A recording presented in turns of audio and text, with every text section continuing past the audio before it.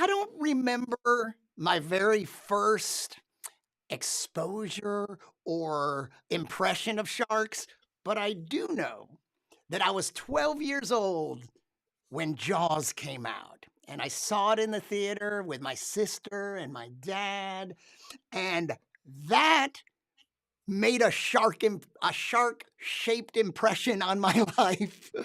I'm not saying I can speak for everyone, but if you were there, man, so many of us became not only scared of sharks, but scared of the ocean. We lived in Houston. It wasn't that far to Galveston and the beach. And we were, it put a little fear of the shark into us. And then Saturday Night Live started doing sketches about land sharks, which could put a little more imaginary fear into the little 12-year-old brain.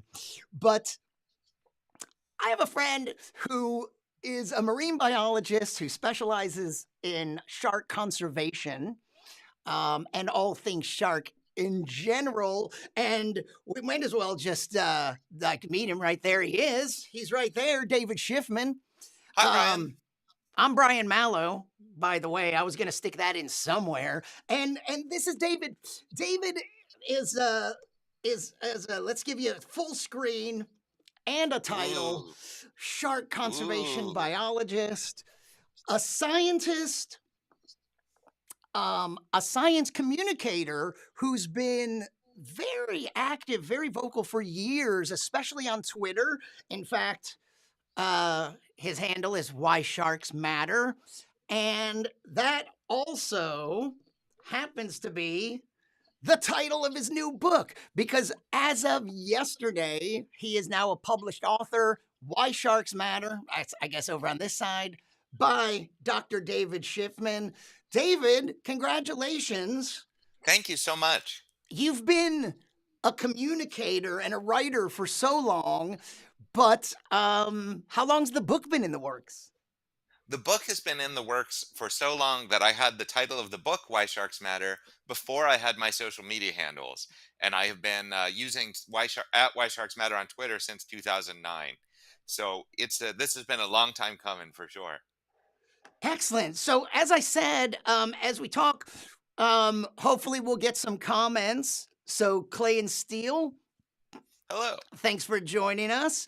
Um, if anyone has any, I'll say comments, but mostly questions, anything shark related, possibly straying into other marine science topics, but the topic of the day is sharks.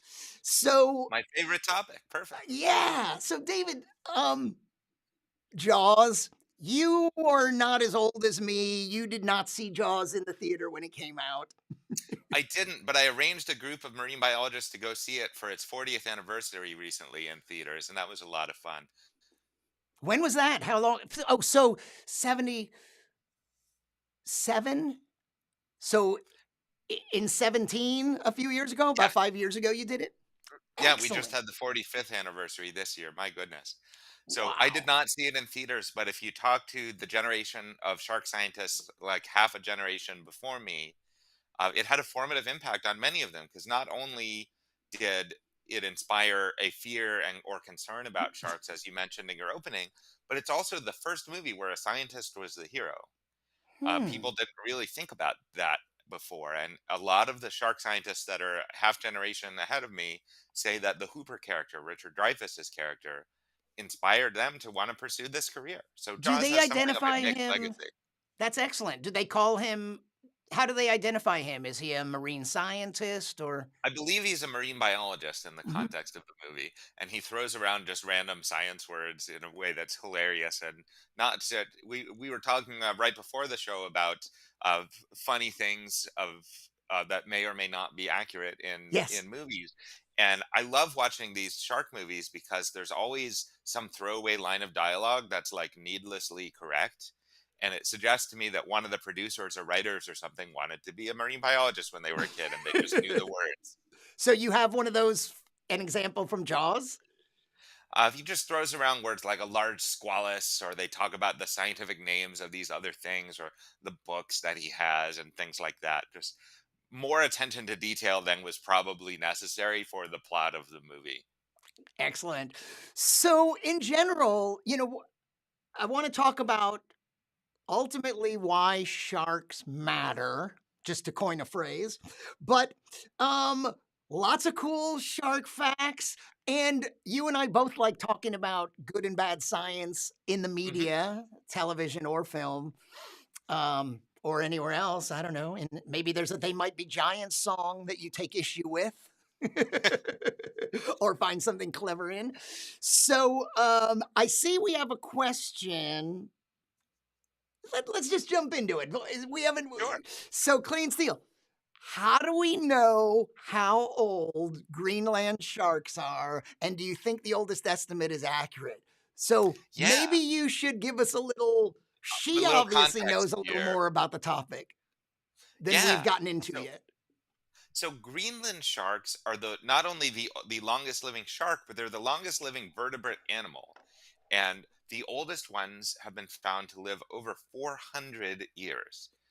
There are Greenland sharks that are alive today that were born before there was a United States of America.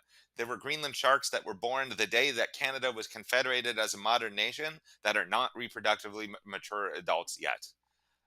Just staggeringly long-lived animals. They're in puberty for 160 years. Wait, God, can you imagine? wait, no. But how do we know how old a shark is? Yeah, so I'll tell you how we all know how old they are in general first, and with Greenland sharks, it's a little different because they live for so long that this doesn't work. But the way that you tell how old a shark is the same way that you tell how old a tree is. You cut it in half and you count the rings. Seriously. So it's that what makes those tree ring patterns is seasonal variability in resource availability. So when there's a good year, you grow a good season, you grow faster. When there's a hard season, you grow a little slower, and that makes these ring patterns. And the same type of thing happens in sharks, but it's in their vertebrae. So you cut a shark in half and count the rings on their vertebrae, and that's how old they are. And the book has a photo of this, of a sectioned and cleared and stained vertebrae that you can count for yourself how old the shark is. But that doesn't work with Greenland sharks because they live for so long. So instead, they use carbon dating and they did it the naturally occurring radioactive decay. In this case, in the lens of their eyes, and that method does have a little more margin of error, but clearly they live for a really, really long time. And if you were to ask a marine biologist to sort of visualize and design from scratch the perfect, really long-lived shark, where would it live? What would it do? Things like that. It would look a lot like a Greenland shark. They live in cold water. They are really, really slow moving, and they're just not in a hurry. So whenever I act out Greenland shark swimming when I give public talks, people think I'm exaggerating it. So I started putting a movie clip in there, and everyone thinks it's slowed down, but it's not. They're taking their sweet little time. They can accelerate. They do hunt as well as scavenge. And my favorite thing about Greenland sharks, other than the fact that they can live to be 400 years old, is they have been found with polar bears in their stomachs, the largest land predator on Full Earth. intact polar bears? By that point, it was the skull and some of the skeletons. But can you imagine going through the stomach contents? Like when I go through stomach contents of small coastal sharks in Florida, it's like, oh, there's half a shrimp. Like, does anyone know what kind of mud crab this is? No, they all look the same. All right. But they found a polar bear skull and a reindeer skull with antlers was found in one of them. Bananas. With antlers. Unbelievable. Hey, you said that the Greenland shark is slow moving. I don't. So, is it true that sharks have to keep moving to stay alive? Is that So a that that's a is is true. that Yeah. mythology or is that true? So it has to do with how sharks breathe. So when you exercise, and I don't know about you, but I have not been exercising enough the last couple years, but I'm still familiar with the concept. When you exercise, you breathe faster. In order to get more oxygen, you can hyperventilate, you can breathe faster, you can do deeper breaths, because lungs are an active breathing process. Gills are not. Gills are passive. How gills work is water passes over them and the oxygen is sucked out through this chemical process and carbon is expelled, and you can't breathe faster with gills. So how you get more oxygen is by swimming or swimming into a current. There are also some species that can sit on the bottom and pump water over their gills and can hold still. But for many species, they do need to be moving forward pretty much constantly their whole lives in order to breathe. And then people often ask, well, how do they sleep if they're doing that? They don't. They don't? Their sharks can rest.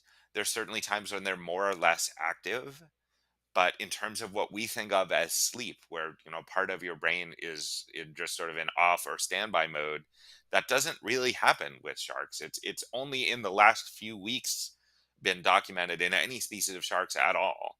One of Really? very many things that I say in the book that by the time the book is published is out of date. Just that, but No wonder they're so psychotic. yeah, I would be grumpy too if I didn't sleep for No 400 sleep. years. Is that? Do you know how rare that is? I know that you don't specialize in all the other animals, but don't Yeah, most things sleep? lots of things do sleep. Certainly, all mammals do. Birds sleep. Other fish sleep. Snakes can hibernate.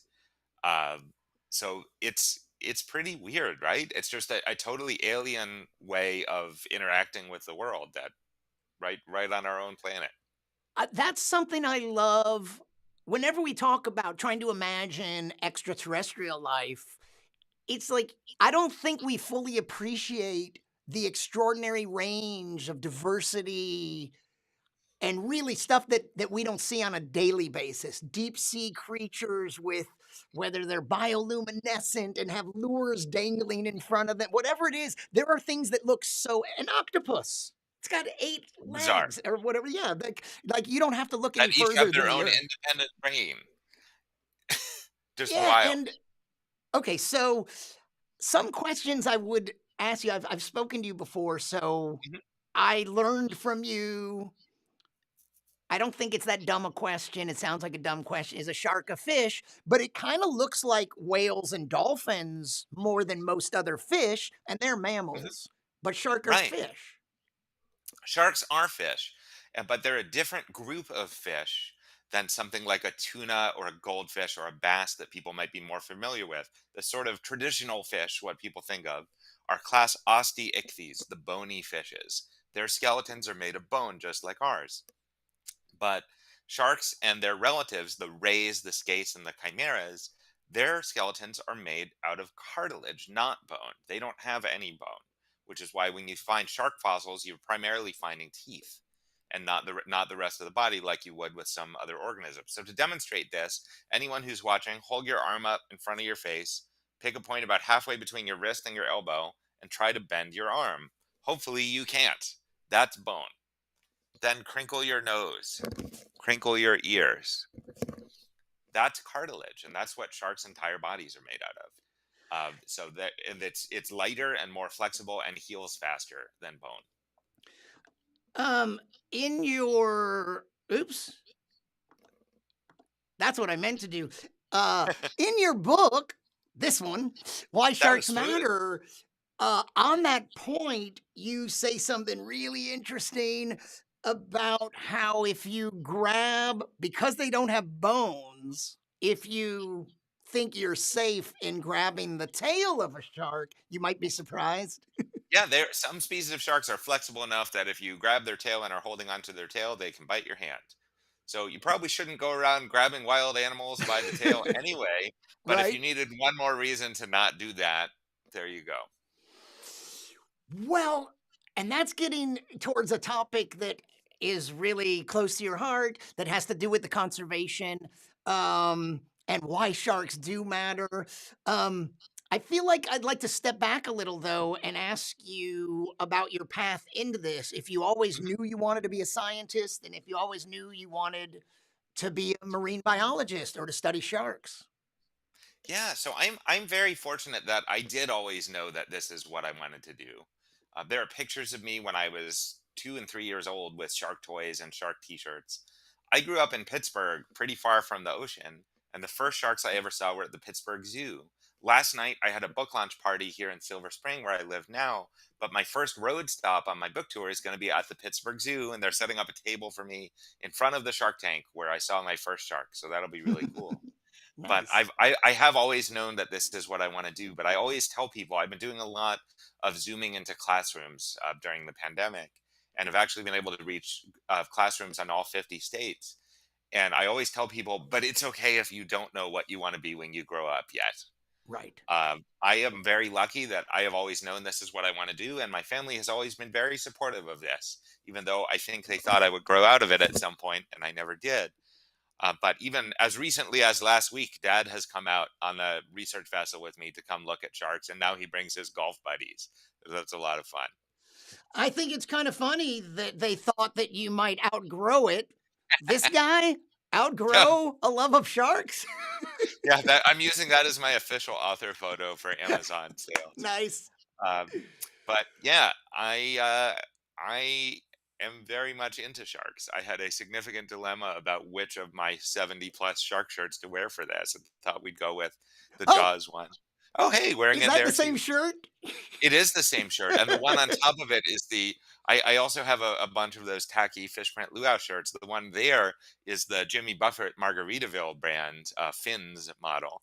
Is that So right?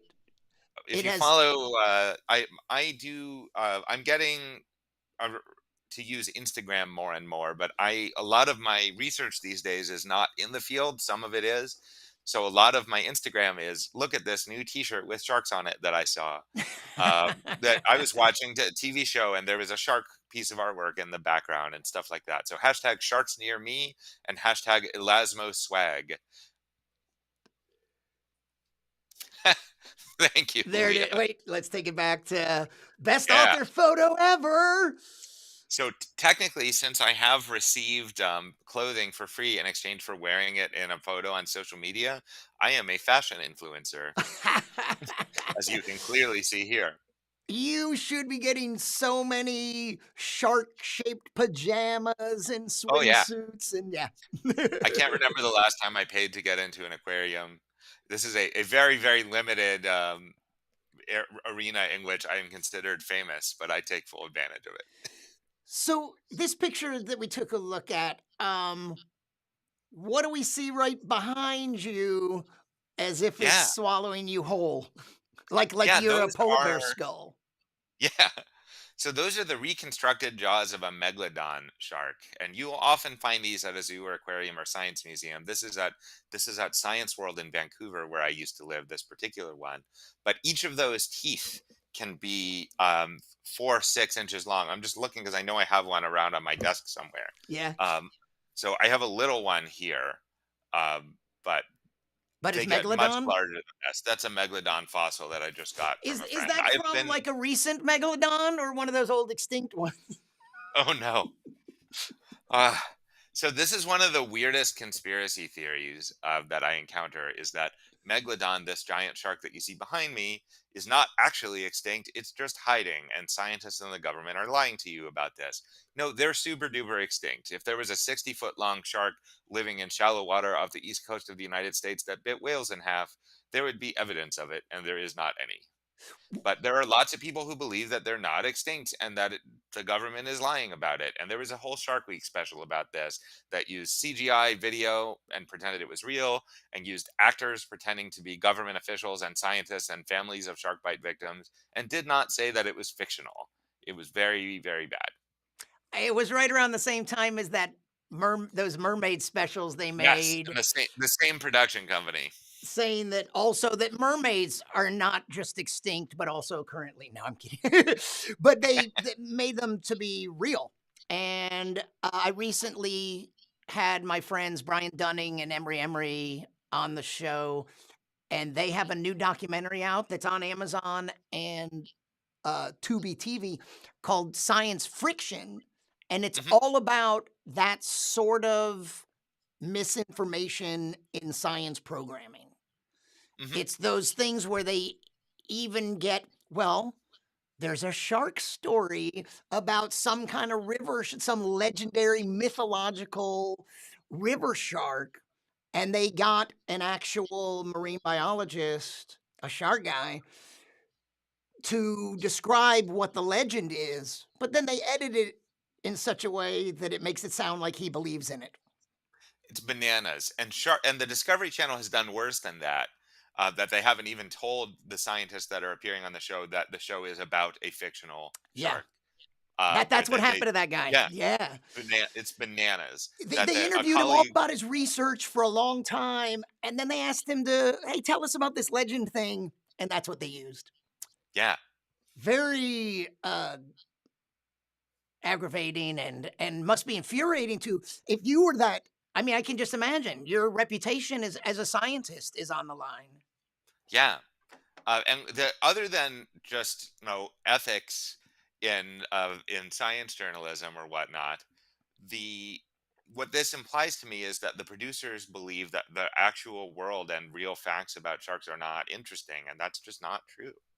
You could absolutely tell a good and interesting and riveting story that's factually accurate and not based on total made up lies. And yeah, About Megalodon, I think what a lot of people say is, how do you know? Like, it's the same thing they do with all of paleontology and dinosaurs, especially young earthers. It's like, were yeah, you there? How do you yeah, know? But in this case, it's the ocean is so vast that how do you know what's hiding in there? But you just said something interesting. You said if they were occupying shallow waters. So is yeah. That's that's where they because of lived. what you know We about Megalodon. yeah. Yep, we are in the Meg book series. There's that Jason Statham movie, where that is a fictional account of this. And if you read all of those books, there is a David Shiffman marine biologist character in Meg 4 Hell's Aquarium. But in the What? context of those, yeah, there and there is a character named after me in the Meg books. Wait, what books are But these? Are these these are the Steve Alton books that inspired the Jason Statham movie that was out a couple years ago. okay? That was incidentally, I have an IMDb credit now. If you look me up on Because of IMDb, that? because I got to do a formal movie review for IndieWire when the Meg came out, and I told them like their deal is for people in my position that are not entertainment journalists but are sort of topic area specialists. They're like, we'll pay you a little bit and we'll pay for your movie ticket. And I said, this sounds great, but I'm not seeing this movie sober. Like at this point, I had done Megalodon nonsense for so long, but as of Shark Week, I said I would love to do this. I'm not watching this movie sober, and they said, "Well, we'll pay $100 towards your bar tab before the movie." Okay, Okay. but the claim in these books is that Megalodon is hiding in a secret hidden ecosystem beneath the Earth's crust or something, and also there are all these other extinct animals there, including mammals and reptiles that have evolved gills, so they don't have to go to the surface to breathe. No, That's handy. that is not happening. And Bigfoot and the Loch Ness monster look over And them and Tupac are hanging out. and Yeah. UFOs that fly out of the core of the earth, the hollow Hmm. earth, the hollow flat earth. Is it hollow or is it flat? I get confused. Um Clay and Steele says the world is so interesting, we don't need myth and magic outside of fiction. Um Absolutely. And this is something that I've gone back and forth with the Discovery Channel people about for years. I've been called in some media profiles the biggest critic of Shark Week. And I'm not saying that everything on TV needs to be a dry, boring, stuffy science lecture, but it should be not made up lies. And I don't think that this is, and you shouldn't lie to scientists about what show they're appearing in, and then misleadingly edit their interview no. responses so it says that so it seems like they're talking about nonsense. Yeah, and you know what? They used me. They had me comment on some things in a show, and then they identified me as a science journalist who covers the latest developments in AI and robotics. It's like they didn't run that by me. I'm Yeah, not a that journalist, and that's not my beat. So yeah, I hated that. Regina says thanks for doing this. She loves sharks. And that's where Sasquatch are hiding. So, for those of you that did just tune in, my guest is Dr. David Shiffman. He is a marine conservation. There's a lot of words there. Now I don't know the order there's a lot of anymore. words there. A shark Marine conservation conservation, biologist. Yeah, any of this is and fine. the author of a I've brand been new called book, worse. I mean, it came out yesterday, Why Sharks Matter from Johns Hopkins University Press. And I've known David for a long time and always found him really fun to talk to. And he's always been an adamant, passionate science communicator. You've often done, I like the way, I can't even imagine how many times I've seen you go, "Hey, I have half an hour, ask me anything" on Twitter, Yeah, and boom, and then people just send in and people questions. ask. Are Yeah, there I've when you do answered. that, what are people Mhm. most interested in? Are there certain questions that you always get? Are there some questions that you wish came up more often? A really cool thing about doing these Ask Me Anythings, which I've been doing every week or so for at least 7 or 8 years on social media, is every single time I do it, I get a question I haven't gotten before, Nice. which is amazing. There are certainly lots of repeat questions. Have you always known that you wanted to do this? Do you have any advice for someone considering this career? What's your favorite shark? Have you ever been bitten by a shark? There's all the classics. Right. But every time there's something new. And I just did this last night at the book launch party, and Carol Brewster Geist, who is one of NOAA's top shark scientists, came to my book launch party, which was amazing. And she asked me a question that she said, "I'm pretty sure you've never gotten this one before." And it was a question that she had gotten and she didn't know how to answer. And it was what the body parts of which shark would be best to use for an exorcism. Exorcism. Like, what?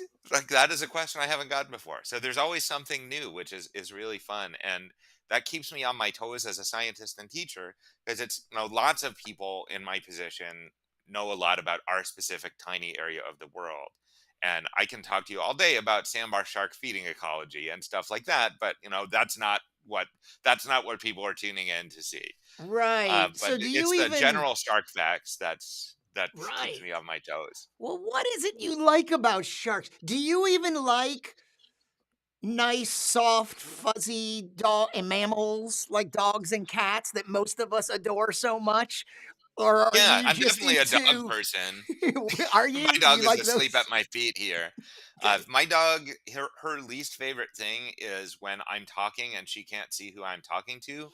So, for the last 2 years, that's 4 or 5 hours a day of Zoom calls or phone calls or practicing talks or something like that. And so she is distressed right now because she thinks there's something wrong with me. But yeah, I love dogs. Not a big dolphin guy. You'll find that a lot of marine biologists are not. Dolphins are fine. It's dolphin people that are a whole thing. I was like, oh, dolphins are magical. Yeah, they're fine. Uh, but I've just always been attracted to predators. Like, I watch Planet Earth, and there's this incredible footage of the lizards hatching and running down the beach, and snakes trying to chase them, and I'm cheering for the snakes because predators got to eat too. That's so funny because I kind of imagined in a science fiction way that, the Roadrunner Hmm. cartoon, we identify with the underdog, which is a roadrunner bird. So we Hmm. identify with the roadrunner, not with the predator. But I wondered if a species like the Klingon, or like I read Larry Niven, who I think the Klingons are very much like the Kazinti in this world of Larry Yes. Niven science fiction. And I imagined if they were watching a Saturday morning cartoon, what would be funny to them is if the predator caught the little thing and just devoured it Oh bloodily. yeah. That would be the cause for laughter for them. But you like Yeah. predators. And I definitely play as the Klingons on all of my Star Trek video games. But I am a big Predator guy for sure. Interesting. Well, they're certainly fascinating and have a lot of biological technology that I should ask you about. Here we have, let's see what this is. Grimbeard, do any shark protection systems work? I'm guessing not Batman's shark spray from the classic movie, or is the best thing just to try not to look too much like a seal? Yeah, So, so if that's a anything can great protect us question. from sharks, besides just So here in my house, I don't feel like I yeah, need too much protection. yeah, the best shark repellent is definitely land. Though Jeannie Clark, who was a childhood hero of mine, I was just a couple weeks ago at the Postal Service stamp launch party for a stamp honoring her. on what would have been her 100th birthday. Can She, you tell us in who her Jeannie whole Clark is? Jeannie Clark was a early shark scientist. She was the founder of Mote Marine Laboratory and Aquarium in Florida. She wrote the book called Lady and the Sharks, which was inspirational for so many of us growing up. And she was a real trailblazer for women in science. But she just got a stamp after her, named after her, or with her face on it in honor of her a couple weeks ago. And in her long career studying sharks, she was injured by a shark exactly once on land in her car when she slammed on the brakes and a shark jaw that was in the back seat went flying into her arm. So Not land even a living most shark. shark bites, not even a living shark. And Randall Munroe, the XKCD guy, just Yes. tweeted a few weeks ago that just jokingly googling what is the highest elevation shark attack, and everyone was saying shark attacks happen at sea level. Duh. Well, not all of them do, because rivers exist and aquariums exist. And it turns out that there was a shark bite in an aquarium in New Mexico, so about 1,300 feet above sea level.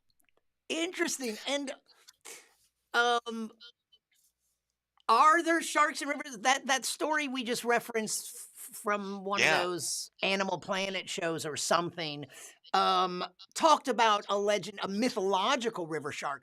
But are you say that there's a famous? Is it a Navy saying about Yes. what is it?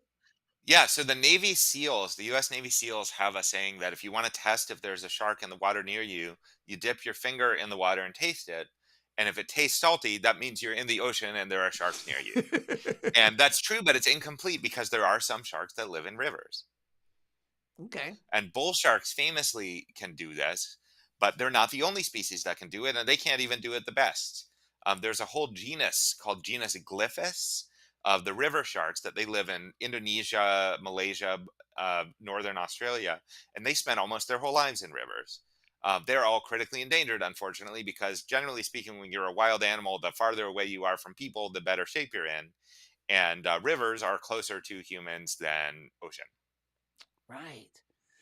So we have a question that's jumping ahead a little Oh, about I conservation. didn't answer the shark protection one from Oh Grimbeard. yeah. Sorry, I So went on a is there tangent. anything that I, does discourage? Because okay, I don't know what they were thinking, but you also hear that thing like if you ever had an encounter with a shark, punch it in the. I mean, if you yeah, ever have an unfriendly encounter, I don't think you should open with that. But yeah.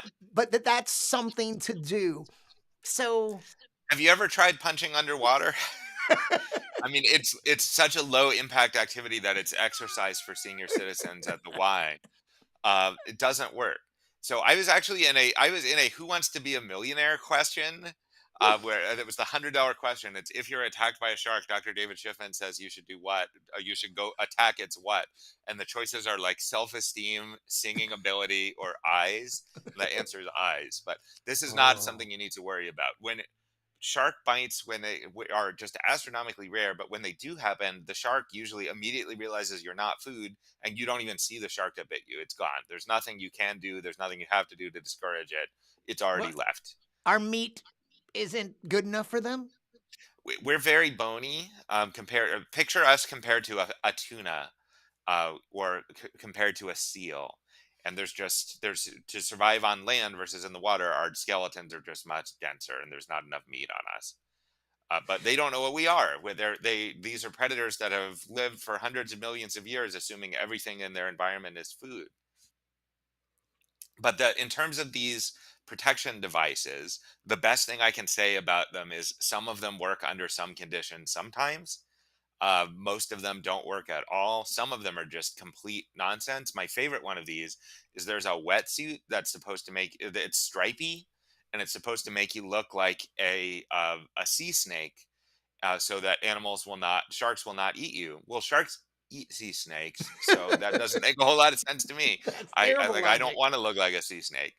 My I wetsuit thought is you were going to bright say purple. the stripes make you look thinner and you don't look Oh, like a very healthy snack, oh, like, that well, might I'll get work something better bigger. than what they're trying to do. At Um, least there's but there, some theory to yeah, it. there's one high-tech electric shark repellent device that it makes an electric field in the water, and a kid was bitten while wearing one. There's like 50 people in the world that are bitten in a year, and one of them was wearing one of these. So yeah, maybe stick to the swimming pool if this is a major concern, but it doesn't have to be. Shark bites are just astronomically rare. So, connecting what you just said about the electric field to the other thing I've often thought about as we envision aliens, we think of the 5 classic senses that we have of sight, smell, taste, uh, touch, and hearing. Um, we're kinda limited in our thinking when we try to extrapolate to other things, but the fact is, there are other senses right here on Earth, Yeah. from, bats using and dolphins and whales using, like, a sonar. That's hearing, but using it to visualize space, like, and then so sharks have, like, Yeah, so let's sharks have this whole other entirely different sensory modality, that they can sense electromagnetic fields, and they use this for navigating in the open ocean. And they also use it for finding prey that's hidden. If there's a prey animal that's hiding under the sand where you can't see it or hear it or smell it or otherwise know it's there, sharks can know it's there because they can sense the electric field given off by its beating heart, which is just so metal. I love that whoa, so much. and so And subtle and yeah, inside the creature. yeah. And this is such a recent discovery that the person who discovered it just passed away like a few weeks ago. And I got to write his obituary for American Scientist magazine, for the Cygnus Eye magazine, and that was just speaking to some of his students and his family, and just about the legacy of this. This discovery is ask the 8-year-old in your life something cool about sharks, and they probably know they can sense electricity. And in several of the children's books I've reviewed about sharks recently, they all mention this. And this went from we have absolutely no idea about this at all to it's in every children's book about sharks, and every 8-year-old knows it Nice. in just Who's the 40 or 50 years. scientist that It passed was away Ad recently? Calmine was his name, Adrianus Calmine. And yeah, he was at Woods Hole, he was at Scripps, and so uh, he was an interesting guy. I never got to meet him, but I had emailed with him when I was an undergraduate student because my undergraduate honors thesis work at the Duke Marine Lab in the Outer Banks was based on some of his work. And so it wasn't the first scientific paper I ever read, but it was the first scientific paper I ever read in detail, over and over again, with the goal of being able to duplicate it. And it really reads differently from other papers. As you know, many scientific papers are very dry and technical and boring, and this, you can feel the wonder in it, that wow, that's weird. You know, I- your book, Why Sharks Matter. I love your voice. I mean, you've been communicating shark science for many years already, Mhm. and you do it very conversationally, yet yet it's not like that's the opposite of being an expert. Right. It's very conversational, but loaded with information and that sense of wonder. You're very excited to tell us about this stuff, even though we're building up to an important message. And in fact, one of our questions was ask me anything. What's the big Yep. thing or things we can do for shark conservation? So I just love how you're very conversational. Take us into it. We get a lot of like amazing shark tidbits that are tantalizing, and I want to ask you about a few more. But Hmm. then you're building towards this conservation subject. So, um, why does a species that has persisted through hundreds of millions of years evolutionarily, Hmm. um, changed somewhat, but you've told me you'd recognize them Yeah. as what they're going to evolve into a few 100 million years ago. So why does something that's been that successful need our help? Yeah. So sharks and their relatives are just this ancient group of animals. There were animals recognizable as sharks swimming in the ocean, not only before there were dinosaurs on land, but before there were trees on land, or before there were rings around Saturn, which is just bananas. It's just ancient group of animals, and they've survived all these mass extinction events. But the issue is they're super well adapted for an environment that doesn't really exist anymore. And Oh. a lot of it has to do with their life history, which is how many babies they have. something like a salmon, they famously spawn, right? They release these big clouds of sperm and eggs into the water. Or a tuna, they spawn. And sharks don't do that. Sharks have internal fertilization. The baby sharks grow up, at least to some extent, inside the mom for some of these species. And they have relatively few babies, relatively late in life, relatively infrequently. And each shark baby is better able to survive than a tuna larvae or a salmon larvae. But there just aren't that many of them, and their numbers don't bounce back very quickly. And now that humans have industrial scale fishing, where we can kill so many sharks so quickly, their numbers of many species are going way down. And in fact, 1/3 of all known species of sharks and their relatives as of last year are assessed as threatened with extinction by the IUCN Red List. That's a lot. And Frogs are the in worse threat, shape. it's Is really us. it's are there other threats as well? You said that when you said that these primitive, these prehistoric, these ancient sharks exist, they were like so well adapted to an environment that doesn't exist anymore. Do you mostly mean our our introduction to the ecosystem, humans? Is that what you mean? Or has their environment changed in other ways? That's a threat? Yeah, it's mostly us. Us modifying the habitats, us messing with their prey, and us killing them directly, either intentionally or on purpose. For not only the shark fin trade, which a lot of people have heard of, but the shark meat trade, which is a larger conservation issue that few people I encounter on Twitter have heard of. But also accidentally, there's something called bycatch. That's when you're trying to catch a tuna, but you don't use a single rod and reel to catch a tuna. You use something called a long line that might have 10 or 20,000 baited hooks coming off it that can last for miles. And when you do that, you don't just catch tuna, you also catch sea turtles and whales and seabirds and sharks. Yeah. We are a problematic species. Never boring. In conservation biology world, there's always something to do. Yeah. Do you have a favorite shark? Yes, my favorite shark is the sandbar shark. I have, let me see how to point here. I'm slowly assembling the world's largest collection of original sandbar shark art in my office here, and it was the hashtag Sunday Fish Sketch prompt on Twitter last week was draw sandbar sharks. But I love my sandbar sharks. If you've ever been to an aquarium that has a big shark tank, you've probably seen them. They're very common aquarium animals, and that's part of what I love about them. I can talk about sharks or write about sharks all day, but that doesn't have the same power as a little kid going to the aquarium and seeing alive sharks for the first time. And because they're such a common aquarium animal, for millions of kids, they are the first shark they ever see in their whole life.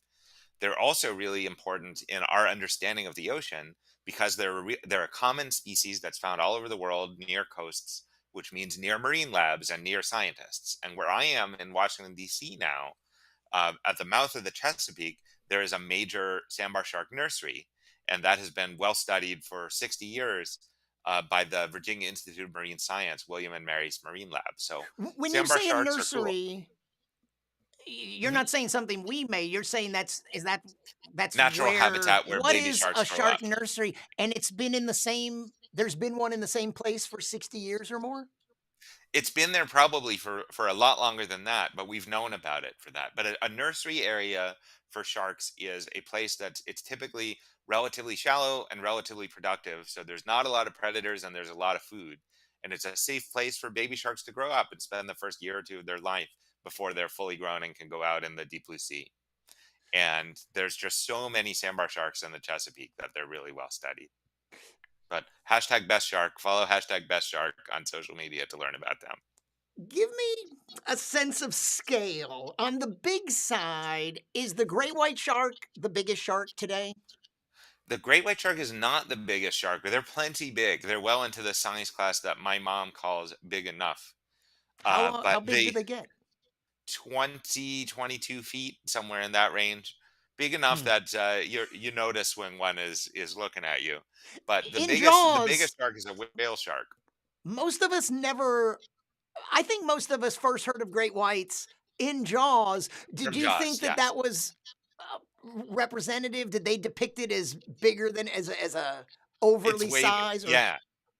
The shark in Jaws is way bigger than great white sharks really get. Really? And how there's one scene where they're in a cage dive with them, and that's a real great white that they're doing that with, but it's a prop of a shark cage that's a third the size of a real one. So that's how they Really? made that effect.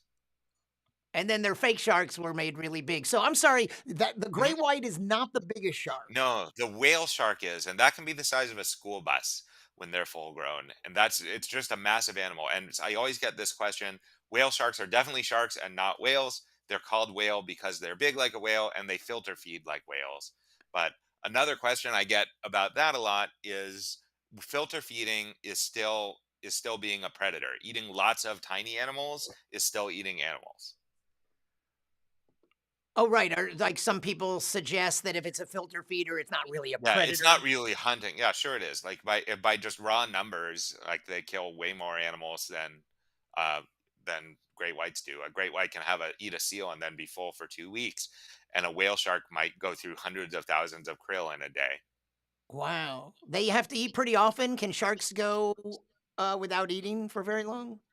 It I guess depends it on the varies. species. Yeah, some of them, like the whale shark or the basking shark, which is another large shark that is, um, it's a filter feeder. They spend much of their day eating. But something like a great white or a tiger shark, they can eat a big meal and then sort of not eat for a week or two. So what else besides the occasional polar bear or reindeer skull found inside a shark? What do they normally eat? I mean, again, this is going to Mhm. vary from species to species, but like a great white, since Jaws did that number on our heads, it's the great white isn't really a man eater, is it? They do occasionally bite humans, very, very, very rarely, but they don't eat us. They A typical great white diet when they're juveniles, they eat fish, and then they get larger and they eat seals and sea lions and maybe a dolphin, or they scavenge on whales. So blubbery, fatty, rich foods. And then, so when you say the size of a school, a whale shark could be. Can you put some feet on that? Like, is it 40-ish. 40 Just feet? just massive animals. But how big was Megalodon? Megalodon was slightly larger than that. Yeah. There's some dispute about this. The records we have of them are their teeth, and it's hard to tell. But they're using, if it looked like this kind of shark, then the ratio of the tooth size to this length would be. So Oh. paleontology is something of an inexact enterprise. So there isn't. I've seen other, like here at the North Carolina Museum of Natural Sciences, there's a Hmm. megalodon jaw, but those Hmm. are reconstructions, and we've never found Those a are megalodon reconstructions. jaw. Yeah, we just find the teeth. What if they were Sometimes you just find a really tooth embedded in oversized something. jaws and a little With a body? tiny body, that would be pretty funny. God, can you imagine? Well, I will have to find that. I'll be speaking at that museum in September as part of my book excellent. tour. Oh yeah, it's easy. It's at the main entrance. But what about on the other end? What's the smallest shark? There are a bunch of sharks that are about the same size at the small end, but the one that is commonly cited as the smallest is the dwarf lantern shark, which is Hmm, sounds less cute. than a foot. Yeah, and lantern sharks are called that because they glow in the dark. So there's a whole family of glow in the dark sharks. Is there a shark? Well, how does that work? That is that if they're bioluminescent, does that mean they spend a lot of time at great depth where there's no Yes. sunlight? Yeah, those tend to be deeper sea animals where there's no sunlight, and animals that bioluminesce or biofluoresce, tend to do it for either signaling to another member of their species, "Hey, I'm over here, let's mate," or whatever. For attracting prey, organisms that have never seen light will go see what it is, and then they swim right into the mouth of something, and or for scaring away predators. There's something called Mhm. a pocket shark. They're not called that because they're small enough to fit in your pocket, but they are small enough to fit in your pocket. They're called that because they have this fleshy pocket behind their head that can squirt glow in the dark liquid to scare away predators. So Kim Anderson says, "Oh my god, Yeah. all this time I thought that megalodon jaw with teeth at the North Carolina Museum was a real skeleton." So did Yep. I. So that's Reconstructions. very interesting. Is there, I mean, let's let's get into this other misinformation. Like people are very fear it's that statistics thing about the things we fear in life, and when we're scared of a shark attack, besides the issue that you have to be in the ocean to even start to worry about it. How frequent are shark attacks? And I know that you'd like to mention a couple other things that happen more frequently, like to put it in perspective. How Yeah. worried? But you know what? Where the question I'm headed towards is, well, of all the sharks, then which ones might be considered dangerous? Yeah. So shark bites are just unbelievably rare. Hundreds of millions of humans go in the ocean every year. 50 to 70, not 50 to 70 million, 50 to 70 humans are bitten. And 1 to 5 are typically bitten so badly that they die. And any injury or death is a tragedy, but it's important to keep in mind the relative risk of something like this when deciding on policy responses. More people in a typical year die falling off cliffs while trying to take a selfie of the beautiful scenery behind them. A lot more people are killed by vending machines in a typical year. And that's not even getting into things like heart disease or car accidents, or even lightning strikes kill more people than sharks. But when the new TV show 24, or when the new rebooted season of 24 came out, I tried to make a clickbaity article: 24 species of sharks that have killed fewer humans than Jack Bauer on 24. And it was really hard to make that article because only like 9 or 10 species have ever killed a person at all. And but the on screen, throughout the entire run of 24, not even referencing his off screen exploits, which they do all the time, you see Jack Bauer kill more people than sharks have killed in the whole world ever. Now, what they've done to some of their fellow sea creatures Yes. that are categorized as food. Um, here's a Grimbeard says, "How often does a Yeah. shark kill someone? Just once." Yep. and I've Yeah. Like just like any mushroom is edible, but some of them are only edible one time. Yeah. right. He also wanted to thank you for your answer before Oh, sure. about whether there's any of those shark defenses that actually work. So let's talk about conservation. What does it even mean to be a marine conservation biologist? Yeah. So a marine conservation biologist, often I use the same tools as a marine ecologist or marine biologist, but often it has to do with the questions you're asking and why. So it's trying to use science in support of a particular goal, in support of better conservation and management for threatened species. So it's often the difference between where does the sea turtle go when it's not here versus we know that sea turtles are threatened by this. Where do the sea turtles go relative to those particular threats with the goal of mitigating those threats? So sometimes the difference between biology and conservation biology is what questions you're answering using the same tools. Well, let ask you this way. When you first, as a kid, got interested in sharks, I suspect it had nothing to do with conservation. It just had to Right. do with. So tell me something about your transition of going from just loving sharks and then realizing that there's this important, your understanding of the conservation issues. Yeah, that transition happened in college. I've wanted to be a marine biologist who works on sharks as long as my family can remember, and I switched to more of the conservation angle as an undergraduate at Duke, spending time at the marine lab. And I learned that no, sharks are indeed awesome and amazing and awe-inspiring and beautiful or animals, but also they're really in big trouble and they really need your help. Hmm. So, can you elaborate? And then, if there's anything, I don't know where but these ones Yeah. that are part underwater, these Christine Shepherd pics Mhm. are really nice. Isn't that awesome? Yeah, so that was during my PhD work at the University of Miami. And these are these semi-submerged platforms allow you to secure the shark, so you can safely work it up while also keeping it wet, keeping it able to breathe. But then And that you, that one there's a great hammerhead. that's a Um, hammerhead. Oh, I yep, see. And what was, or can you that's a tell for nurse that? shark. Um. So I may have jumped the gun, but I'm always curious about. Okay, so you're concerned with these conservation issues, but what is your job actually like? What does it actually mean? What are you actually doing when you're working? Yeah, right now I have 5 part-time jobs. It's about to be 6. So I do some research. I do research through an environmental nonprofit that I work for part-time called the Marine Stewardship Council. I do research through Arizona State University, where I am a postdoc. I also teach introduction to marine biology there, and maybe teaching something else. I teach at Georgetown here in DC, and I also do communications and policy strategy consulting. So keep as well as writing and science journalism. So keeping busy here. Yeah, sounds like it. And Every day's a little different. yeah, and you've moved in the time I've known you. Remember I came and I did a gig in Miami when you were in Yeah. Miami, hmm and then Then I moved to Vancouver, and then I moved from Vancouver to Washington D.C. driving all the way with a dog who does not like car rides. So it's a fun thing about academia. I'm in D.C. for the foreseeable future now. I, I really like it here. It's close to other things.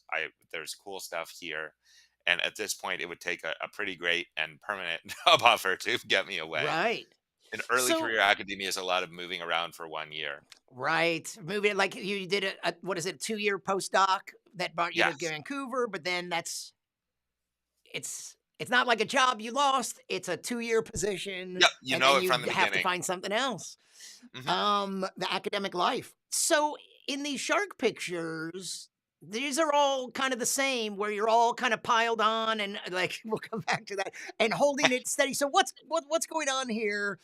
Um, do you have something? Is that stuck in the shark's Yeah, mouth for its that's a own? water pipe, and Oh, that allows the shark to breathe while it's out of the water. It's just a PVC pipe with holes punched in the side. So you turn on the water pump, and it pumps water over their gills from the inside. It also gives their mouth something to bite on that's not my interns, which is nice. right. But So what when you're you seeing here is me restraining the shark so that others can come in and take measurements and samples. yeah, what actually are you doing? Like I saw there's at least one where you're like, what are you measuring? You take a variety of measurements from different points along the shark, and that tells you something about how old they are. From these, we talked earlier about how you tell how big a shark is, how old a shark is by counting the rings. Now, because other people have done that for these species, I can say, all right, this shark is this big; it's probably about this old. So you take, and also it tells you how fast it can tell you how fast they grow. If someone else catches this shark in a year and it's 50 centimeters longer, it grew 50 centimeters in a year. Okay. Um, So you put a so tag on them. So have you picked up a shark that had been previously tagged? yes, just last week we did when I was down in Florida teaching a class, and that was neat.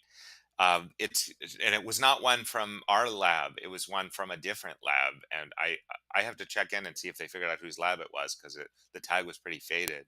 But there's a few types of tags. There's the GPS tracker tags that a lot of people have heard of that just shout here I am," and you can follow them anywhere in the world, which are so cool. We don't do that. The group that I work with now, just it's not necessary for the questions we're answering, and also those tags are like $5,000 each, Mhm. and sometimes they just don't work. So the tags that we use are just a little piece of colorful plastic that has a unique ID code on it and the phone number of the research program. And it says, if you catch this shark, call us, tell us where it was and how big it was, and you get a reward. And it's a t-shirt or a baseball cap with the lab logo. I could see it just seems That so unlikely, but I know bird people do it too. Biologists with finding tagged birds or even Mhm. photographing them with visible bands on their legs. But it just seems like I could see that a fisherman catching one more time that was previously, but the idea that you're scientists that pull the shark out and somebody else had before, and I just from the shark's perspective, it's like, oh, not this again. Oh, not again. Yeah. You guys are never going to believe this. It happened again. Yeah. Oh, we didn't believe you the first time. Unlikely story with these fleshy, Yeah. non-marine. I like Mitch Hedberg's description of catch and release fishing. Like you're not eating the fish, you're just making it late for whatever it was doing. Right. Excellent. I don't know if we talked about it before, but Mitch was a good friend of mine. Oh wow. Um, yeah. And I also had an old long routine, too long to go into, but it was because of some of the language I heard someone say about throwing fish back. and how it now it has a chance to be caught again by another sportsman. I heard that on a TV segment, and it's like, oh, like that's a big opportunity for the fish, Hmm. and what it's like from the fish's perspective. Let's see. Kim says, I may have missed this, but is it a fact that sharks never stop growing and never stop swimming from the time they're born until they die? Yeah, that's true for some species. They grow slower once they get to a particular size, but that sharks have what's called indeterminate growth, and that means there's they're growing to some extent basically their whole lives, which is pretty neat. But they certainly, when they're babies to when they're 1 year old, they grow a lot faster than from when they're 50 to 51 years old. Okay. And then just briefly, Kim, we did discuss the fact. Can you summarize Yeah, again for there us there what are some. about not about the sharks need to keep moving? Yeah, there are some species that do need to keep moving in order to breathe. It forces water over their gills. But there are other species that can sit on the bottom and pump water over the gills themselves. Or there's some places where there's some caves, I think in Mexico, where just water current rushes out of them. And when cave divers discovered that there are sharks that just sort of sit there right at the mouth of the cave that would otherwise need to swim because the water's moving over their gills really fast, and that has the same effect as them swimming. Right, because I was wondering about other fish. I mean, are there some fish that have the sort of adaptations that you mentioned, the sharks that don't have to keep moving, that some fish have to keep moving and some don't? That's true, like across fishes? To some extent, I think there are some other fish that do need to do that. I am struggling to think of one now, Yeah. but certainly that some of the bony fishes, they have an ability. There are some bony fishes that can hover in the water column in a way that sharks can't. They have this thing called a swim bladder, which is a gas-filled sac in their body that sharks don't have. Sharks instead, for buoyancy, that moving forward also helps with their buoyancy. It generates lift like airplane wings, but they also have a good chunk of the inside of their body is filled with this oily liver. That in the book I have a photograph of we dissected a 5 foot long blacktip shark, and I have a picture of my giant honkin size 12 feet next to the liver, and it's tiny next to the liver. Um, you also mentioned something in the book about shark livers used to be a useful source of vitamin A for us. Yeah, until about World War II, when we were able to industrially synthesize vitamin A to make those pill supplements, there used to be industrial scale shark fisheries just to grind up the liver and sell it as vitamin A pills. And I don't suppose they made great use of the whole rest of the shark. I'm sure there was a lot of waste there. Probably not, and I cannot imagine that that smelled good. Shark blood has urea in it as an osmolyte. So I work with shark blood in the labs that I work with, and if you get just one drop on your clothes, then later when you get home, your clothes smell like burning rotten pee. So it is shark blood is pretty gross to be around. Yeah. So David, let's come back to conservation and Mhm. let me ask you um overfishing by humans By is far the the biggest biggest threat. threat. Up to a third of species of sharks and their closely relatives, skates Mhm, and rays. mhm. And I don't know what chimeras are when you say, Yeah, don't know it. A lot of people don't know about them, and they're super cool. If you want to know more about them, Britt Finucci is an active on Twitter science communicator who studies them. They're sometimes called ghost sharks.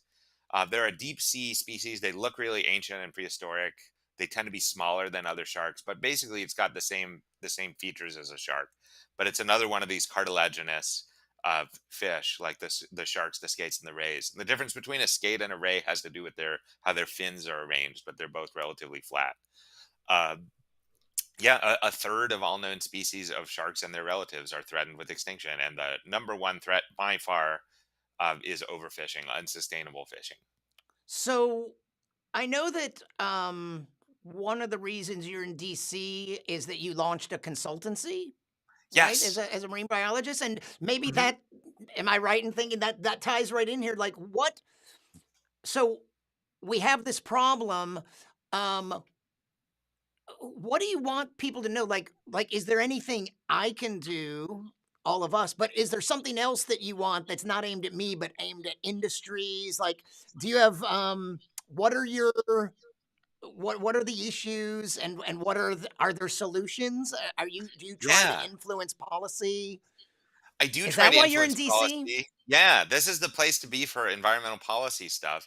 It's certainly a lot more productive now than it was over the last few years in DC. But the um, there are a lot of active policy issues happening in policy discussions happening now. In many cases, we do know exactly what needs to be done. In some cases, there are organizations that have a sort of general goal, but they don't necessarily have the institutional capacity to do their own research. So they hire out people like me and other consultants that, hey, we're transitioning to this issue. Can you write us a 50-page issue brief about what's going on? And with recent research, and I do that. Sometimes I'm hired to analyze existing data sets that a past staff scientist collected before they left. Sometimes I'm hired to design a research program for an organization. Sometimes they just say, can you do research generally addressing this general question? But yeah, that generally what we're talking about here is more of, or is less unsustainable fishing, which you have some people who interpret that. And if you've seen the god awful dumpster fire of nonsense that is Seaspiracy on Netflix, the interpretation is there's no such thing as good fishing. We have to ban all fishing and all become vegan. That is not true. Uh, but so instead of just trying to ban everything, you could make it better, make the bad stuff stop while allowing the good. Billions of humans depend on the sea for food, and just banning all of that is probably not a great idea, and is also absolutely not necessary. And probably not very practical or likely to happen anytime No. soon. So what are like what are some sustainable solutions and can we individuals influence? Yeah, what role can we Yeah. play? Yeah, so the biggest single thing that an individual can do at the consumer level is don't buy unsustainable seafood. I'm not saying give up seafood entirely. I love seafood. It's delicious. It can be healthy. It can be culturally important. I'm not saying you have to give up all seafood, but learn a little bit about how it's caught and where it's caught, and go for the seafood that is sustainably caught as part of a well managed fishery. Support that. Vote with your wallet with that, and don't support the problematic stuff. Is that If you're a easy for U.S., us to determine as a it like when can I order be. fish at a restaurant or at the grocery, what am Yeah, I so looking the for? Marine Stewardship Council, the environmental nonprofit that I work for part time, we have this blue check mark. Oh, I actually have one here. Let's see if it'll show on the screen on my Uh-huh. this logo. If you see that on seafood, that would be more at a grocery store than at a restaurant. The McDonald's filet of fish sandwich does have our certified Really? sustainable logo on it. Uh, So McDonald's is actually McDonald's and Walmart actually have great sustainable seafood practices, well, that's but good because they generally probably they're sell huge. an awful lot of it. Absolutely. When we're talking about sustainable seafood, generally what we're talking about is you know how many fish are there, you know how many babies they have. You tell a fisherman you can catch this amount without hurting the overall population. You're using gear that's not damaging the rest of the marine environment and has relatively low bycatch. All of this is enforced, and all of it is based on regularly updated scientific data. So that can be simplified into blue check mark. And is there something bigger on that policy level that you feel like there's a way that is there something are there certain I suspect you have there's certain policies or laws or regulations that you have in your sights? Yeah. So people ask me this all the time when I give talks. I'm fired up. You've convinced me we need to do something. What can I do right now? And sometimes the answer is, well, in 8 months, there's a NOAA hearing, and it sure would be great if you would write in a comment. Like, okay, cool, but what can I do today? Like, in 8 months, there's a hearing. So what I tell people is, if you sincerely mean it, that you really really want to help, if you follow me on social media, I share ways to help when they come up, and I share advice from other scientists and from the conservation community. And I'm at Why Sharks Matter on Twitter, Facebook, and Instagram. Whenever things come up, I'm happy. I always share them. And Yeah. sometimes there's not in what we call a policy window. Sometimes we're not talking about sharks this month at the federal level. Uh, so just write it, just calling NOAA and saying, save the sharks doesn't do anything. We need you to say something like, hey, there's this open discussion right now, and I oppose Amendment 6B, and I instead support Amendment 7A. Uh, and if you didn't know that, then that's why you follow experts who tell you how to help. Yeah. Kim says, I'm not going to eat a McDonald's fish sandwich, but I am They're going to not check for the bad. blue check mark logo on grocery store fish and other seafood. Thanks for the info. Yeah. So, short of those big policy things, I know something else that I've often heard you get into it with is there's always those like fishing expeditions in places like Florida where people can pay to be taken out and catch sharks or do some. Mhm. So, Yeah, tell me recreational something shark about that fishing. industry and what problems you have with it. Yeah. So it was sort of common knowledge until about 10 years ago that obviously the problem is commercial fishing, the large scale industrial fisheries, Right. and that recreational fishing, just one person going out fishing for fun, is just so small that it doesn't matter. And some of my PhD research, as well as that of some of my colleagues, showed that that's not really true. Absolutely, the reason why these species are threatened is from the commercial scale fisheries. But now that they are threatened, their populations are so low that recreational fishing can have a big impact. And some of this has to do with the economics of this. We're not going to drive a fish extinct by commercial fishing because you get to the point that there's so few of them left that it's not worth it. You'll spend more in gas than you'll get from selling them. That not to say that commercial fishing can't cause huge ecological harm. It can, but it's not going to drive a fish extinct. But recreational fishing, you're paying for the privilege of catching a fish, and rarer fish cost more. So the economics are totally different. And also, if you've ever gone fishing for fun with a rod and reel, a great day is you catch like 4 or 5 fish, and you might be thinking, I've seen those giant trawls that can catch thousands of fish at a time. How are you saying that this is a bigger impact? Well, it's not necessarily a bigger impact, but also there's tens of millions of people going out with a rod and reel fishing for catching 4 or 5 fish Not at a just time. you. It's not just you. And there aren't that many of these giant fishing vessels. So it's about scale, it's about the relative economics. And there are some species that their populations are so low that commercial fishing for them is already banned, but recreational fishing is still allowed. Um, are I would just I haven't done a lot of fishing in my life, not Mhm. since I was young. And is a shark? I mean, I could see because it's a shark, how interesting. But isn't there something else like a swordfish, or I don't even know if it's better. I was gonna ask if you have.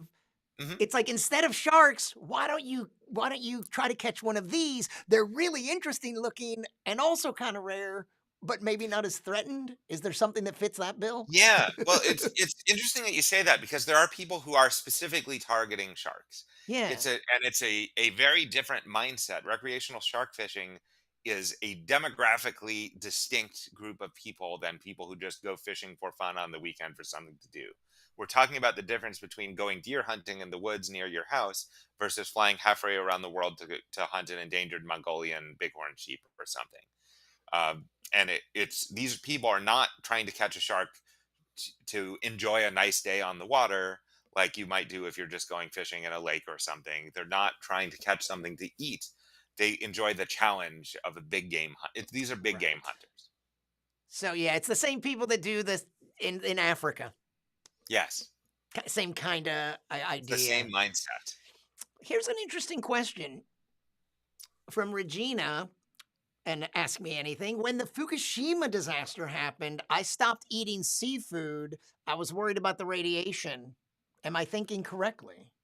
Yeah, there's a lot of alarmist media coverage about the Fukushima disaster, and that was an environmental problem, but it it did not affect seafood here. I personally, if I was traveling to Japan, I probably wouldn't eat anything locally caught near Fukushima for a little while, but it's not impacting the radiation of the entire ocean in a way that's meaningful.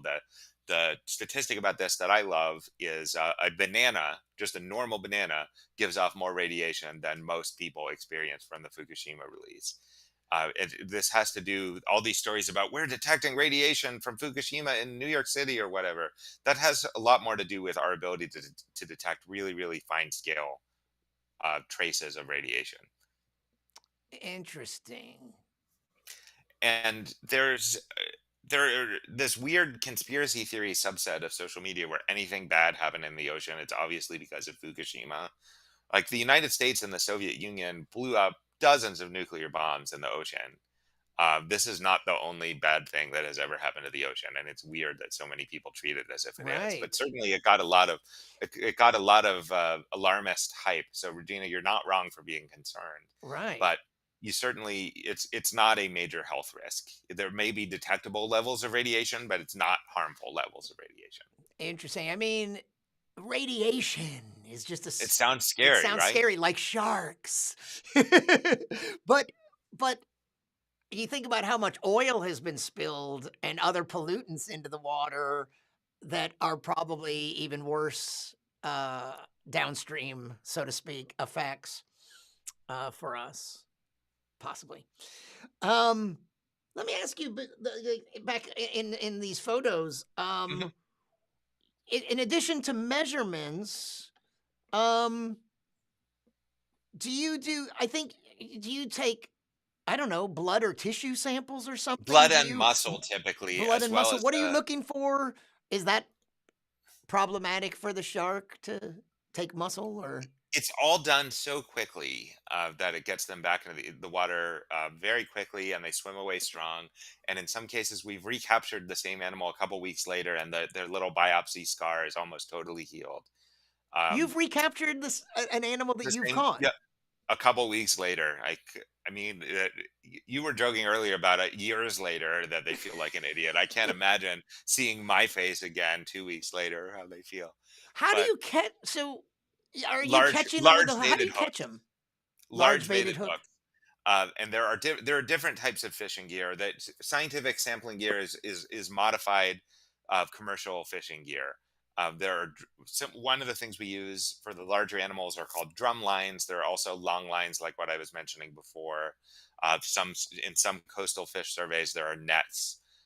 So it depends on where you are and what you're trying to catch. But it's modified, smaller scale commercial fishing gear. Fishermen have already figured out how to catch these things. Might as well learn from them. Yeah, and see, Regina said, "Thank you for clearing that up, and I'll look for the Hmm. blue check."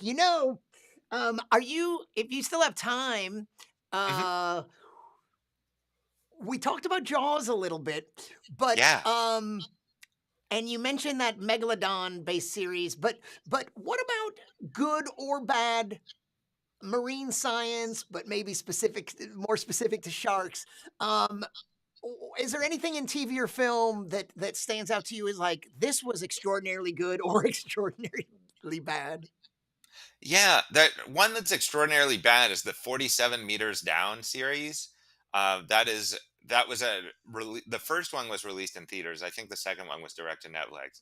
But it's scuba divers that can't surface because there's a mean shark chasing them. If you're 47 meters down, you have about 5 to 10 minutes of bottom time before you run out of air, and the movie is 2 hours. So that just the entire premise of that is just ridiculous. You can't Uh, possibly have more air than that? with that kind of pressure, it just doesn't work. So that just scuba from a scuba perspective, the whole premise of that was ridiculous. If and you could have had the same plot if it was at 40 feet and not 150 feet, and then it would have worked. But Right. that's not catchy, I guess. I Um, guess. but I always like the little random nuggets of dialogue that just signals to me like one of the producers wanted to be a marine biologist when they were a kid. And one cool one I helped introduce in Sharknado 3, oh hell no, yes, that's really what it's called. um, they are trying to figure out, they have a team of scientists and they're trying to figure out how the sharks survive in the tornado and in the clouds. And they say they're analyzing the stomach contents of these Sharknado sharks, and they find passerine birds, the backyard birds, in the stomachs. And that's a real thing that really happened in sharks, and it was in Sharknado 3 before the research was published. And that's because the producers of Sharknado follow me on social media and saw me tweet about the scientific conference presentation about it. Well, wait, you must have tweeted about a previous Sharknado, right? Yes. Yeah, I So, have long been in touch with the Asylum, the makers of the Mega Shark vs. Giant Octopus series, as well as the Sharknado series, and well, tell many me other about so fine films. hold on a second because I saw the first one and I thought it was really stupidly funny. It was Exactly. ridiculous. So, That's exactly it. there's some things that are just bad and there's some that are like this is just being ridiculous. And it's kind of funny. So, when you first so you had seen previous films that these producers had made, this production Yes. company had made. So What in sort of my other capacity, yeah, the Mega Shark vs. Giant Octopus was the first one of these that I had seen. There's now a whole bunch of these. There's Mega Shark versus Mecha Shark, I believe, is the most recent one. But they're just so silly that they're hilarious. Like some of these movies are like 47 Meters Down is just bad. Like it takes itself too seriously and it's too right. dumb to take itself seriously. But the Asylum has mastered this like so bad it's good, where clearly in on the joke, it's fun, it's silly tone. So I really like them. And I had written to the producers in my capacity as a marine biologist saying, like, I liked this movie. I am a fan. So I wrote them fan mail. And then Sharknado happened and it just exploded in popularity. Like those movies, those Saturday night special features on the Sci Fi Channel do not get the type of attention that Sharknado got. And they were just blown away. And they wrote to me and they said, hey, this movie was a lot more popular than we expected, and we made a lot more money than we were expecting, and we want to give some back to sharks. Can you recommend some good charities for us?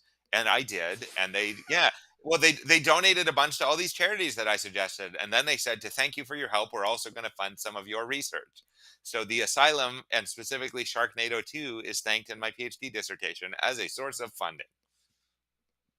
And you've contributed something to Sharknado 4, you Yep. said. Yep. These What I always like these movies. They're so bad, and I've seen all of them. There there are actually 6 Sharknado films. Like movies like this do not get 5 sequels. There's something magic about it. Like how they just nailed the silliness. Yeah, The so over the so top. bad it's good tone.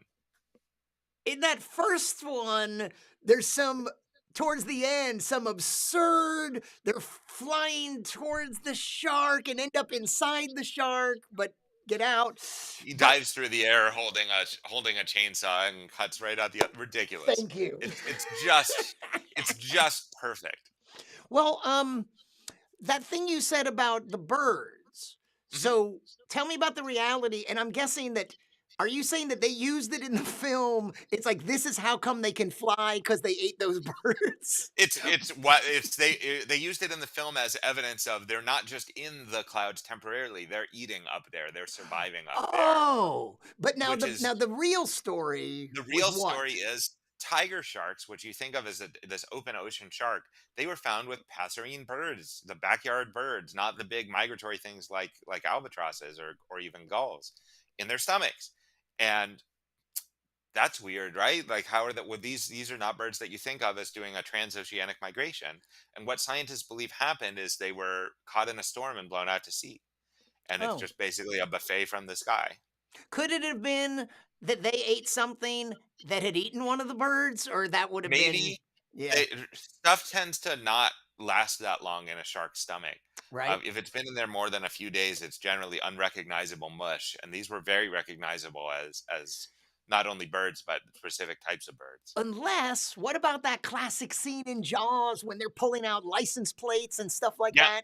Is that is that accurate? Do you think you said that a deer skull with antlers, isn't which that that crazy? seems so Yeah. unwieldy, and how does that even fit in a shark's stomach? Big stomach is the Yeah, short answer. but I But guess things yeah, like, some metal things don't digest as much. but they end up in shark But stomachs. yeah, tiger sharks in particular, they eat all kinds of stuff. I believe the record is, I think there were license plates from like 7 different states in the stomach of one shark. One tiger shark had a full medieval suit of armor in its stomach. They still don't know where it came from. What? So yeah, the tiger sharks eat just about anything. We call them the trash cans of the sea. Do something that I've always been fascinated by in any species, do sharks migrate? Or Yes. do Um, they and by their is there in their normal how much ground do they cover on a normal day? And then what's the migration thing about? yeah. So the record is a great white shark that had a satellite tracker tag on it named Nicole, swam from South Africa to Australia, which is like really far. Look, for those of you who may be geographically challenged, it's worth looking up on a map how far this is. And other species of sharks have 1,000-mile migrations every year. They follow their prey, or they go disperse, but then they come out all together every year for mating. Typically, when organisms engage in such a wide-ranging migration that's so energetically costly and risky, it's for either food or mating. Yeah, that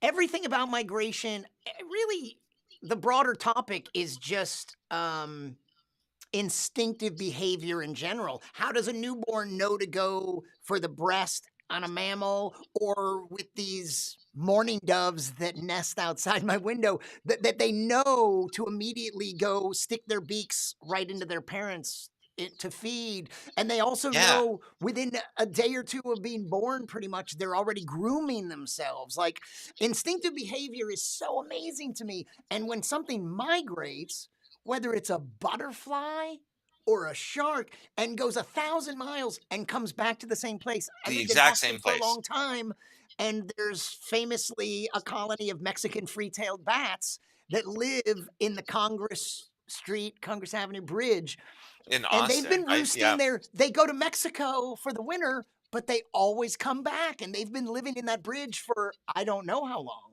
it's decades so for sure. cool. Yeah, It's how do so they know? How cool. do they And like that there's no nursery there's thing no you street said. signs, they don't have a Yeah. GPS, but they come back to the exact same, not only the same general area, but the same part of the same bridge in the same city. It's crazy. Like you said, even with GPS, I'm not that good at I getting around. Yeah, It's tell me about that, back to shark senses.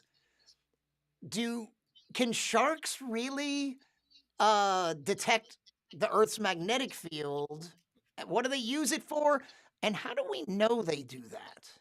there was a new study last year that finally sort of conclusively proved this. And generally with sensory studies, when you're trying to figure out what does this sense do, it's similar to sort of there's some genetics work where you're trying to figure out what does this gene do. What you do is you block it, you knock it out, and you see what goes wrong. The same type of thing happens with sensory studies. What We're not sure what this part of the body does, what this part of the brain does, so let's make it so it doesn't work and see what the animal can't do. Right. And they can sense these magnetic fields given off by the earth, and they can use it for navigating in the open ocean. Basically like street signs. And what was that in the book? You mentioned something about how sensitive, I forget by what method they detected this, but they can tell something about the health of a fish that's swimming nearby? Yeah, so sharks famously have this amazing sense of smell. But it's not just that they can smell blood, but they can smell pheromones given off by stress and injury. They can tell the difference between a large, healthy fish and a injured or wounded or stressed fish by without having to see it, which is just amazing. All right, you didn't really elaborate on this, but in mentioning that when they're smelling blood in the water, it's not just blood, but whatever, like other hormone, other chemicals, and that's what could tell you something about the state of the fish. It's not even necessarily the blood, but other chemicals that might suggest the health Yeah, status. But what was that about? Do Should we worry more about going into the water if a woman is on their period, or if we have like any kind of wound, if we're actively bleeding, or even just were bleeding a day or so ago? is there any does that make us more attractive to sharks? Yeah, so our blood smells different. There've been studies that land mammal blood smells different from sea mammal blood or fish blood, so they can tell something's not what their typical diet is. But also, if you have some sort of active wound, maybe don't go in the ocean for bacterial reasons. Uh, but I wouldn't worry about sharks from that perspective. No. Are there any other like big myths or misconceptions about sharks that we haven't touched on that you encounter a lot? Oh, there are so many. I could rant about this all day. One big one that the misconception about sharks used to be right after Jaws, that the only good shark is a dead shark, that uh, sharks are a major threat to you. We have to kill them all to make it safe for our families to go swimming. And that's less of a concern now, but you have people who have gone too far in the other direction. And they now say sharks are cute, innocent, adorable puppy dogs, and they just need love and hugs and kisses. And there are people who hug and kiss and ride wild sharks. And they say, look at me, I'm doing a conservation. This is not helpful, and you should not support these people. Okay. We were talking about you mentioned that a shark was found with a coat of honor armor in it. Hmm. And you never know when someone in your audience might actually work with metal and steel and is curious where I can find this armor. Yeah, it's in some of the books. There's a picture in it somewhere. I don't remember where this was. I think it was Australia. A lot of the weird animal stuff seems to happen in Australia. It sounds Googleable. Yeah. Wonder if there's an image. Well, David, thanks so much for taking the time to talk. I guess as we mentioned, let me move out of the way here, but your book just came out everywhere. You got Hmm. some great reviews from the New York Yeah. Times and was it the Washington Post or San Francisco San Chronicle, Francisco Chronicle? Forbes. We've been all over the place. So excellent. Congratulations. And Thank Clay you. and Steele says she'll have to find it. Um so what do you want to what do you want us to know? Like people should go out and buy your book, That'd be obviously. great. Um And if you want to see me talk about the book, I'm going on the road. I am about to start a 27 city and 4 country book tour. And if you want to bring me to a place near you, let's chat. And I am at Why Sharks Matter on Twitter, Facebook, and Instagram. If you are watching this later and have a question that we didn't get to, you can ask me there whenever. And happy to chat about coming to speak about sharks at a place near you. I love talking about sharks. I'll do it wherever and whenever I can. Excellent. Why Sharks Matter everywhere and get the book. Um, so it's been really fun catching up with you. It's been a long Yeah. time, and I think we covered a lot of good stuff. I know that there's so much more. I'm sure you're an endless font of information about sharks. Um, do people ever keep sharks as pets? I guess people have small Yeah. sharks in aquariums. Yeah, you can. I don't necessarily recommend it. It can be very expensive, and the sort of equipment you'd need is large. Yeah. Um, Thank you for the live stream and thank you. You're welcome. Hey, what do we know about shark intelligence? Like, are they smart? Like, what does it even mean? By Yeah. what metric do we even measure that? Yeah, there's that cliche that if you judge a fish by its ability to climb a tree, you'll think it's stupid. But sharks are a lot smarter than most people think they are. They can understand concepts of more or less, bigger or smaller. They can remember things. They have social learning, which means they can watch another member of their species learn a skill and then they can figure out how to do it from that. Their Everything you brains just are said, all those examples sound like they're not from just observation in the wild. They're from captive, research, yeah, captive research. like knowing the Dr. difference between bigger and smaller. Like, Yeah, aquarium stuff.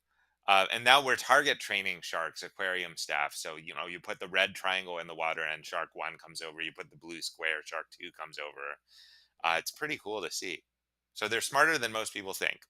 I always wonder too about anything, parrots, turtles that can live 100 years or more. It's like, does that confer? And they've been on the planet so long. Have they learned something, or do they not even have a brain that's that malleable as ours and capable of growing and learning that much? You know what I mean? Like, if Yeah, a shark they can live that certainly see the long, world differently than we do, and it's hard to even imagine what it might even be like to be able to sense an electric field like that. So how do they right? process information? How do they think about the world? I have no idea, but it's probably pretty weird. There was I've seen a lot about this idea that that whales in the 1800s, there's evidence that the whale's behavior changed in Because of whaling. response to the whaling ships, and that Hmm. they knew to stay upwind or downwind, like there's certain behavior that they think that they understood they were being hunted and avoided it.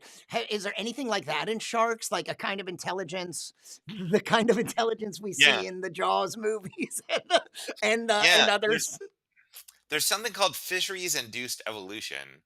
Ooh, That's humans killing certain numbers of a species. It makes fish grow bigger faster, or do other things like that, and that's been demonstrated in sharks, I think. But in terms of learning new behaviors to stay away, there hasn't been anything like that. yeah. Well, yeah. I mean, I just had like several other questions keep flying through my head. Just want to say goodbye, and then it's like, but wait a Hmm. minute. What Hmm. about um how do sharks communicate between themselves amongst themselves? Do they Body talk? language. What? They do Yeah. not make sharks do not vocalize, but there's very clear body language. If you've ever seen a cat that's like extremely upset at you, that arched back and hissing type thing, sharks do that. So scuba divers have described, oh, I should back away, and it's not the shark. It's not the shark attacking them or whatever. It's the shark saying, hey, maybe you just don't back up. Make a better choice. Think differently about what you're gonna do, and you back off, and they swim away. So body language mostly. In the kind of situations that humans often find themselves in ocean water, if you do encounter a shark, how, how worried should we be? Do they mostly ignore us? How interested are they? Because I think most of us are like, if you saw a fin, you might not even know if it's a dolphin or a shark, right? Yes. But it's like instant fear. We're in trouble. Are we in trouble? Yeah, if you've been in the ocean, there was a shark near you and it knew you were there. And you might not have even seen it at all. So you don't need to worry about it. Certainly if it's acting squirrely, if you're feeling at all uncomfortable, it's never a bad idea to get out of the water, but you don't need to panic for sure. Okay. Well, David, I could talk to you forever, it seems. So maybe we'll do this again. But Sure. congratulations Thank on you your so first much. book. You said that you've been working on this one for longer than you Long had that time. handle, Why Sharks Yeah. Matter. So are you already thinking about a next book, even though this one only was Oh released God. yesterday? I'm gonna probably have to start thinking about a next book soon, but have not gotten that far yet.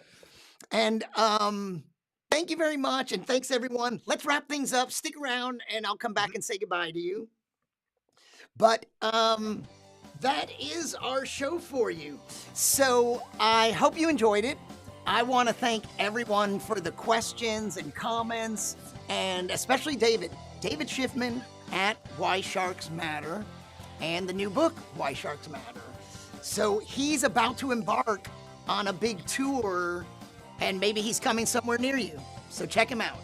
Our theme music here on But Seriously by Logan Whitehurst. Check him out at loganwhitehurst.com and check out his artist page on Spotify. Thank you once again, David Shiffman. Why Sharks Matter.